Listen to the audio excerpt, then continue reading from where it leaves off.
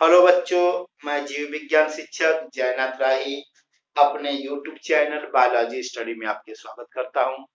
बच्चों, जीव विज्ञान की इस कड़ी में आज हम पढ़ेंगे अजैव कारक के अंतर्गत प्रकाश पढ़ेंगे। आइए देखते हैं। प्रकाश को लाइट कहते हैं। प्रकाश मतलब यहाँ पे सूर्य का प्रकाश के बारे में हम डिस्कशन करेंगे। प्रकाश भी जीवों को प्रभावित करने वाला एक महत्वपूर्ण कारक है। जीवों के लिए आवश्यक जो ऊर्जा होती है प्रत्यक्ष या अप्रत्यक्ष रूप से, डायरेक्ट और इनडायरेक्ट रूप से प्रकाश अर्थात सूर्य से ही प्राप्त होता है। अब देखते हैं प्रकाश का प्रभाव जीवों पर कैसे कैसे पड़ता है। तो हम देखते हैं, पहला, पादप प्रकाश की मदद से ही प्रकाश संश्लेषण कर अपना भोजन स्वयं बनाते हैं। अपना भोजन स्वयं बनाने की वजह से उन्हें स्वपोषी कहते हैं। तो पादप क्या करते हैं, सूर्य की ऊर्जा को, सोलर एनर्जी को क्या करते हैं, केमिकल एनर्जी अर्थात भोजन में तब्दील करते हैं प्रकाश की मदद से। दूसरा देखते हैं, प्रकाश की अवधि क्या है, दीप्तकाल बोलते हैं, फोटो पीरियड। 10 से 12 घंटे के सूर्य के प्रकाश को हम बोलते हैं क्या, दीप्तकाल। ये दीप्तकाल कुछ पौधों में पुष्पन को प्रभावित करते हैं, उसे हम दीप्तकालिता कहते हैं। इसको हम डिटेल एक वीडियो बनाएंगे, उसमें आप देख सकते हैं। अगला, प्रकाश वाष्पोत्सर्जन में मदद करता है। वाष्पोत्सर्जन माने अतिरिक्त जल को क्या करते हैं, पौधे अपनी पत्तियों द्वारा या अन्य भागों से पानी को वाष्प के रूप में बाहर निकालते हैं। इस दौरान प्रकाश क्या करते हैं, रंध्रों के फूलने और बंद होने को भी प्रभावित करते हैं, क्योंकि प्रकाश की उपस्थिति में रंध्र फूलते हैं और प्रकाश जब नहीं रहेगा तो रंध्र बंद हो जाते हैं। जब प्रकाश खुला रहता है तभी वाष्पोत्सर्जन होता है।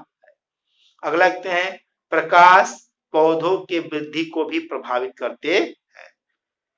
अगला देखते हैं, सूर्य के प्रकाश में अधिक प्रकाश अच्छी तरह से विकसित होने वाले पादप को हम क्या बोलते हैं, प्रकाश प्रिय हेलियोफाइट्स कहते हैं। अर्थात कुछ पौधों को अधिक प्रकाश की आवश्यकता पड़ती है, उनको हम प्रकाश प्रिय हेलियोफाइट्स बोलते हैं।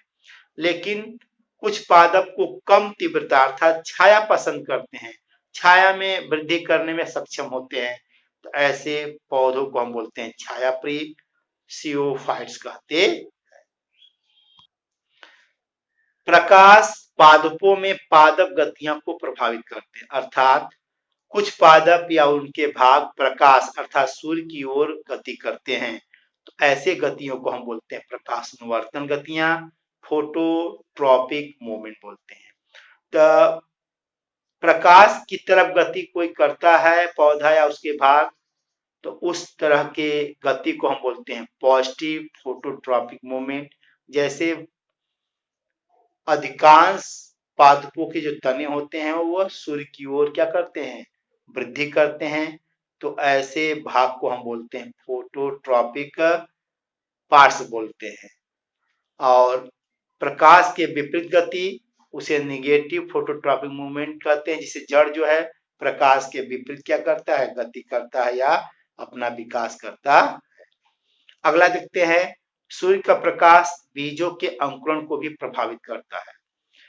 कुछ बीज में अंकुरण प्रकाश की उपस्थिति में होते हैं, तो ऐसे बीज को हम बोलते हैं धनात्मक फोटोब्लास्टिक सीड, पॉजिटिव फोटोब्लास्टिक।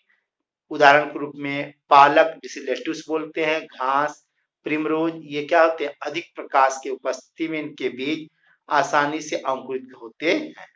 कुछ पादपों के बीज को अंकुरण के लिए कम प्रकाश या अंधकार की आवश्यकता होती है, ऐसे बीजों को हम बोलते हैं निगेटिव फोटोट्रॉपिक सीड अर्थात ऋणात्मक फोटोब्लास्टिक बीज कहते हैं, जैसे कि वेनिला में।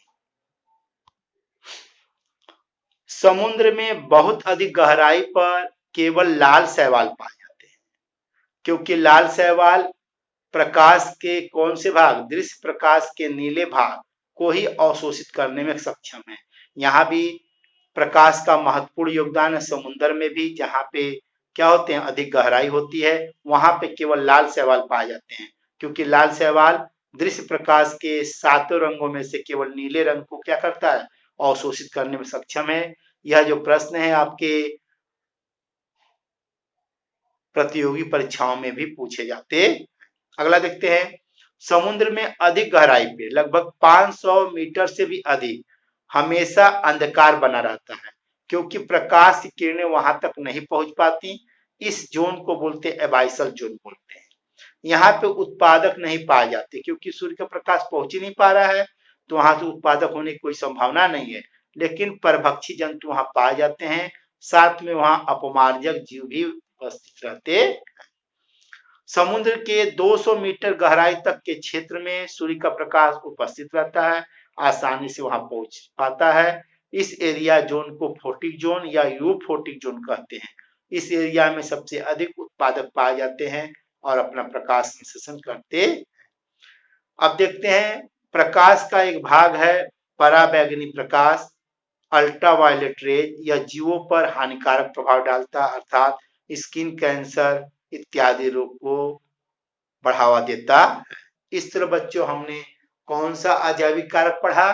प्रकाश को पढ़ा। तब तक के लिए नमस्कार, धन्यवाद।